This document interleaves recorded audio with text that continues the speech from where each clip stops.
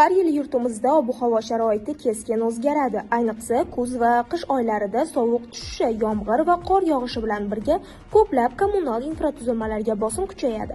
Shu sababli ko'p kvartirali uylarni kuz-qish mavsumiga puxta tayyorlash dolzarb va mas'uliyatli vazifa hisoblanadi. Ayni kunlarda Urganch shahri bo'yicha ko'p kvartirali uylarni kuz-qish mavsumiga tayyorlash bo'yicha dastur asosida 20 ta ko'p kvartirali uylarni ta'mirlash belgilangan.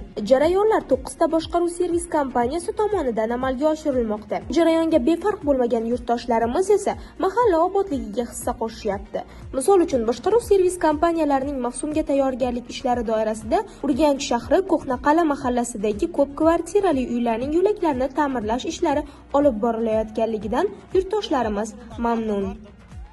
Ben sizden iltimos qilaman, shu bizani podyezdlarni bir odam chiroyli bir girganda baxri diling ochiladi, o'n darajada bir remont qilishga yordam bering, remont qilib bering dedim.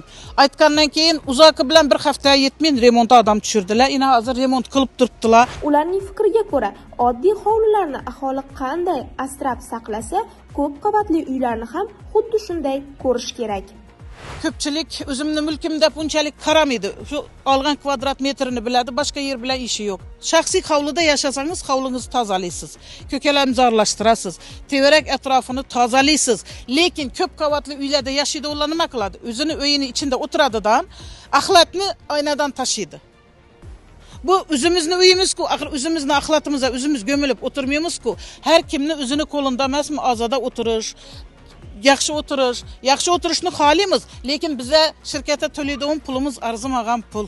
68 ming so'm pul to'laymiz. Hammamiz agar bir tam bo'lsak, shu uyda yashovchilar o'zlarimizni qo'limizda. O'zimiz girib chiqadigan yerni o'zimiz ozoda saqlasak bo'lmaymi? Bu hammaga murojaatim. Bu nafaqat o'zimizning domdaqilara, balki ko'p qavatli uylarda yashaydi aholisina.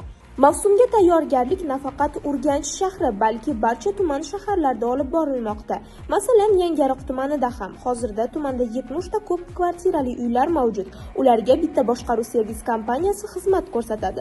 Mavsumga tayyorgarlik ishlari doirasida Yangiariq xizmat kommunal boshqaruv servis kompaniyasi tomonidan ko'p kvartirali uylarning kirish yo'laklari va fasad qismlarida ta'mirlash ishlari olib borilmoqda. Kuz-qish mavsumiga allaqachon tayyorlikni boshladik. Bu munosabat bilan xatlovdan o'tkazib chiqdik. Bu xatlov natijasida ko'p qavatli uylarning fasad qismida ta'mirlash ishlari tom qismida ishlari jarayon bo'lishi mumkin. Shular alohida olib turib, shu jarayonni qilib boshladik hozirgi kunda. Hozirda Yangiobod mahallasida Fayzli ko'chasida ko'p qavatli uylarning fasad qismini ta'mirlash ishlari olib borilmoqda. Umuman olganda, joriy yilgi kuz-qish mavsumiga tayyorgarlik ko'rish bo'yicha Xorazm viloyatida dastur asosida 185 ta ko'p xonadonli uylarda mukammal va joriy ta'mirlash ishlarini olib borish nazarda tutilgan bo'lib, ular bosqichma-bosqich amalga oshirilmoqda.